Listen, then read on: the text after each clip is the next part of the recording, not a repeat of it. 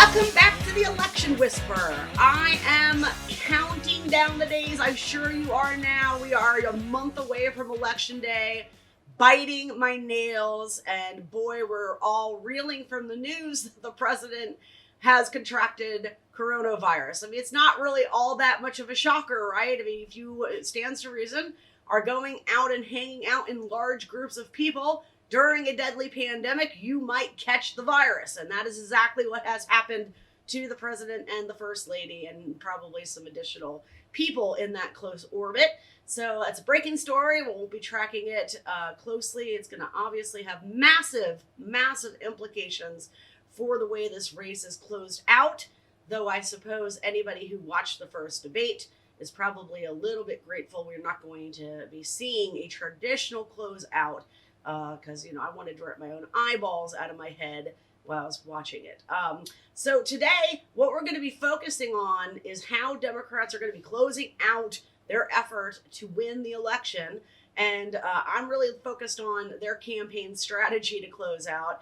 I am going to be floating this op-ed in the New York Times talking about how important turnout will be and the methods that you use to do that, especially now that Democrats are starting to realize, and I don't mean like the grassroots Democrats because they get this, I mean the C-suite level Democrats, that you cannot convince Republicans to not vote for Donald Trump.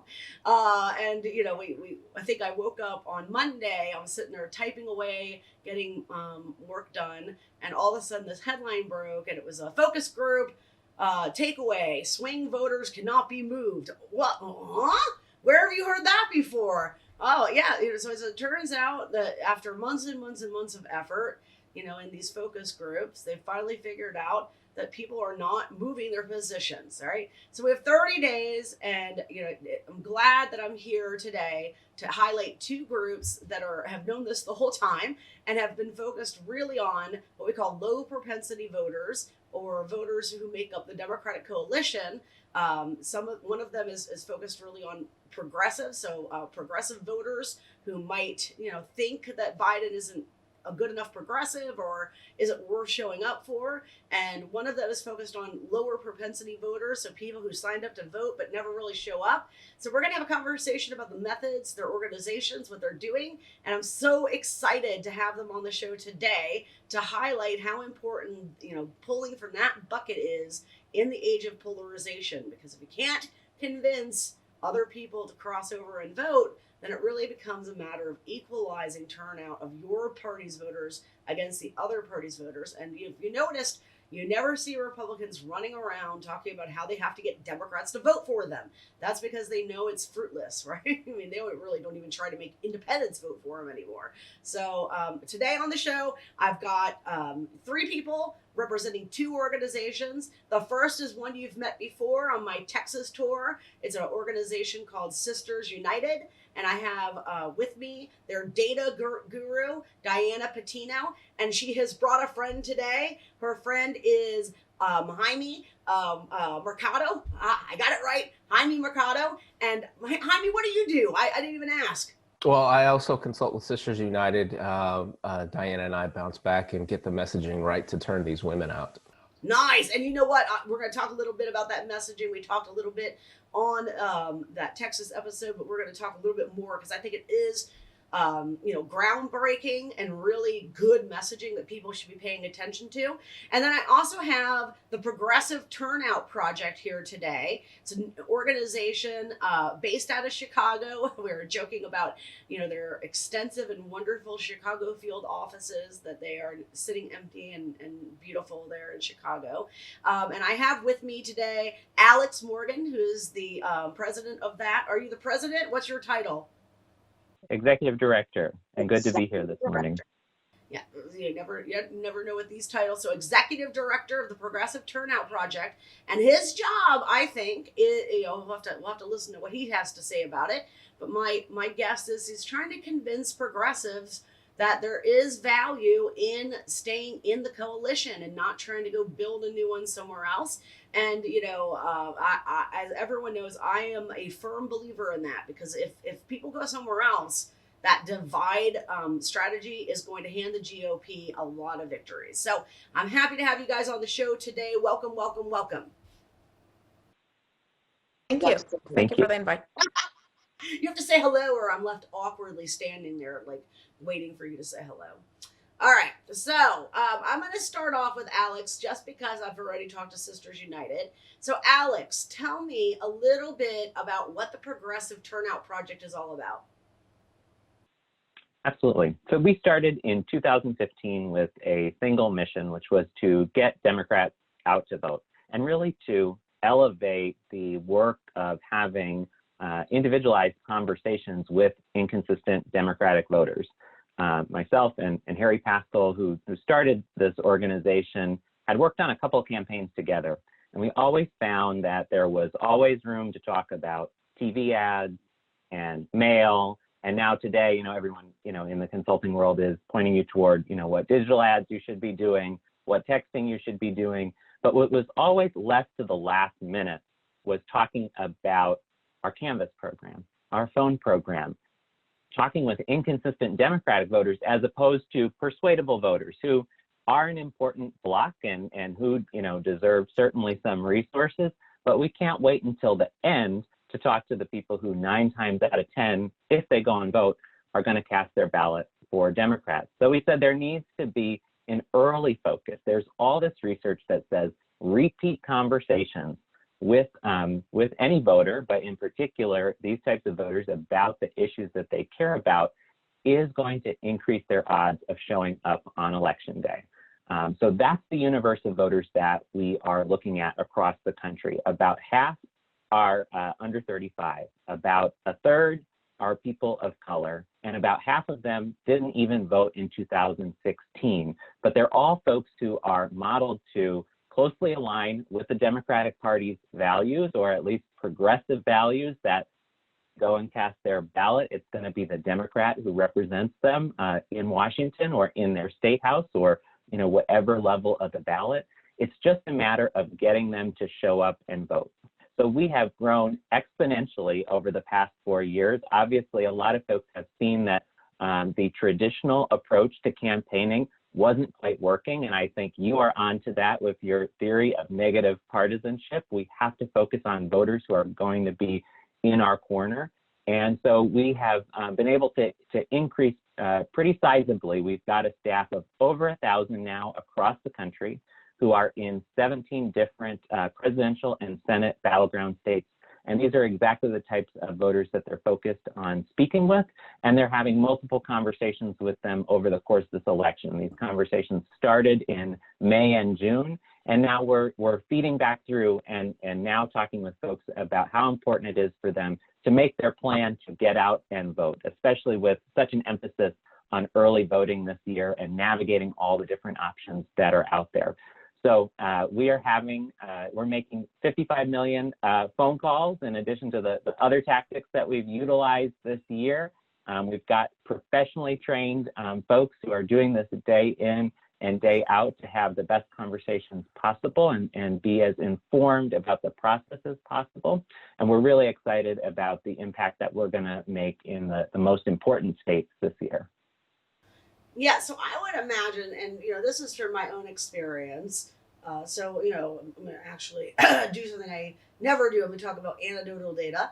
My own experience is a lot of these guys don't understand how government works really well, right? So they don't understand the sausage making process, and so they came through like the Obama period, like Obama won in 2008, and they expected things to happen. And then when things didn't happen, they kind of got upset, right? And they didn't realize, I mean, they do understand, loosely speaking, that Republicans didn't cooperate, but they still expected like Obama to get things done, right? And they became disenchanted, I guess I would say, with Democrats because they also feel that Democrats didn't fight hard enough and are not strategically, good enough, right? And to fight for the values that they care about. And so, they kind of tuned out, or they started looking for other options. So, do you hear that from your canvassers? Like, what do you hear from the canvassers about these people? Well, I'll build a little bit on your anecdotal data, and then I'll point to what we're actually hearing from folks. I think that's right, that folks either are disenchanted because they're disappointed that things weren't done, or, we have countless conversations with folks who just understand that, yes, they voted for Barack Obama. Yes, he was a great president who represented their values, but Republicans didn't allow him to get anything done. So what's the point, right? If there are all these roadblocks in the way, right? I mean, that's another reason why folks feel disenchanted. So it runs the whole gamut. And interestingly enough, and I think the current president drives a lot of this, but the number one issue that we're hearing about from our voters this year, 26% when asked what's motivating them to vote and what their top issue is corruption. They see it. They are calling it out this year. We dig deeper because a lot of folks will say, oh, I'm voting because we got to get Trump out. And we say, well, what is it about, Trump or his administration or what they're doing that really bothers you? And it's just the way that they operate. Again, 26% saying corruption. And we hear about the other important issues that we always hear about: healthcare. We're hearing a lot about racial justice and policing this year. We're hearing about education, which we always hear about, and I think people will always point to because they have a school right in their neighborhood, and it's evidence of what works and what doesn't. But corruption this year has risen to the top as a motivating factor for folks to vote. And in a lot of years, it's something that keeps people home. But I'm hopeful that people are motivated enough to get this guy out of office that they get to the polls. Well, it is frustrating to hear Trump voters say, "Oh, I like Trump because he's going to drain the swamp," right? And it's so frustrating because he is, of course, the embodiment of the swamp. There's never been a more swampy swamp thing than Donald Trump, right? I mean, I keep waiting for them to cut that ad. Like, I want someone to cut an ad where Donald Trump's face is on the swamp thing and he's coming out of the swamp, and like, that's what they should do, because he's got this image as this corruption fighter, and he is the most corrupt human being that's ever occupied Washington, D.C., and that's saying something, right? That's very good. All right, I'm going to move over then real quickly and talk to Diana and Jaime, because I want to know, I've talked to you guys before. Now, again, Sisters United is an organization based out of Texas. You guys have expanded recently, though, haven't you, Diana? Yes, we are actually going to be in Iowa this time around. That's really great. I love that you guys are already starting to expand. I have big vision plans for you guys too. So Sisters United is an organization that is doing a similar work as the Progressive Turnout Project. They are looking for women, though. They're looking for women who registered to vote and then just never followed through in the act, or did it once and then fell off the radar. And what they're doing is a really intensive treatment, basically, with these women. And they've designed, I think, a really innovative messaging treatment effect that calls on women to recall the efforts that bioed them to the moment where they could exercise the right to vote, and instills in them a sense of responsibility to carry their torch further on. And I think it's a really great way to reach voters. So it's a great methodology. Now, I want to ask you guys, you're out there talking to these women. What are women talking about? Well, it's been my experience that kind of like what Alex alluded to, issues that some people think are important. I think it's really a Twitter argument. And when you start talking to people on the ground, it really is bread and butter. It is healthcare. It is COVID. It is, I'm just worried about my kids. If you go knocking on someone's door and you start talking about all these other things, you're going to find out really quick the average American is just worried about the day-to-day of keeping their head above water. And all that has just been exacerbated with COVID-19.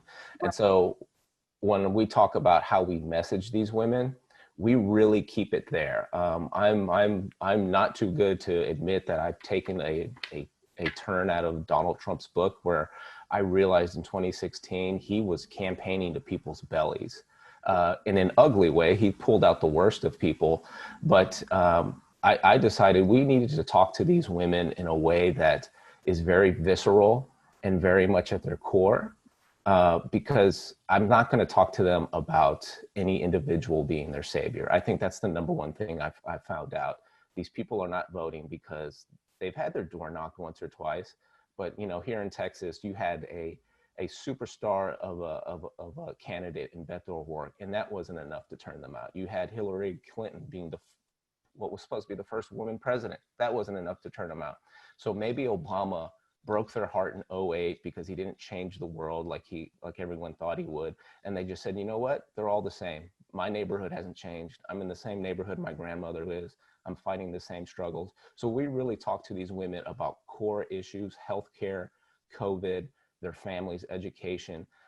It sounds boring, but honestly, those things just have not changed.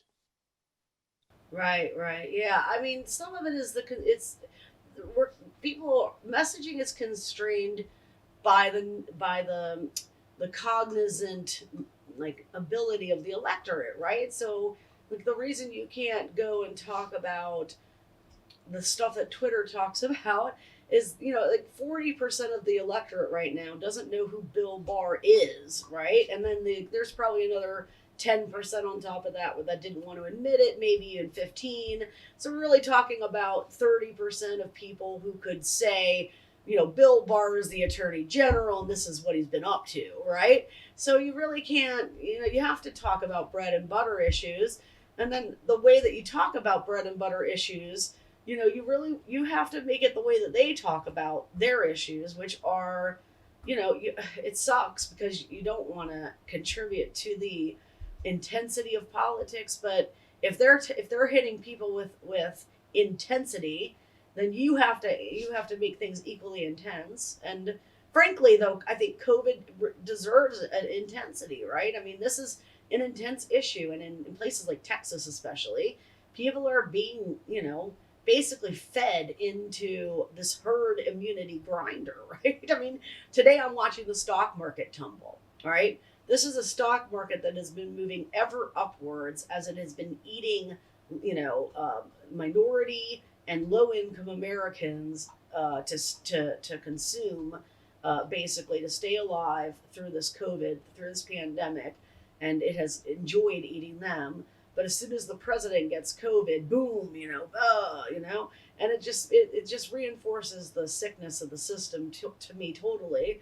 And I think there's just a lot of need, I think, to explain the urgency to people, of these bread and butter issues, especially in terms of being able to see improvement to them. I think a lot of people don't understand, like it has to roll with a congressional majority. Like you can't just do the president. You have to vote down ballot too, and you know what I mean. So the messaging efforts. But yes, as Alex was talking about, for Democrats, there's this perception like, okay, if you focus on the middle of the electorate, it's a 2-vote situation. If you've persuaded someone in the middle, you get 2 votes because you've convinced someone not to vote for your opponent and you convince them to vote for you, right? Which is fine in the world in which those people can be persuaded, right? But if they cannot, and they cannot, right, then all you've done is spend all of your resources chasing, an invisible ghost, and then you've starved like the turnout operation on the thing that you could do.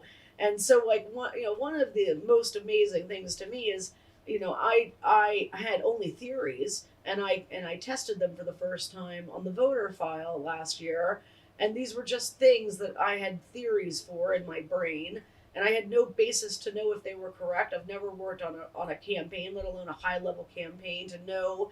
I have had people like Alex say things like that to me before to suggest that maybe I'm right, but I didn't really know.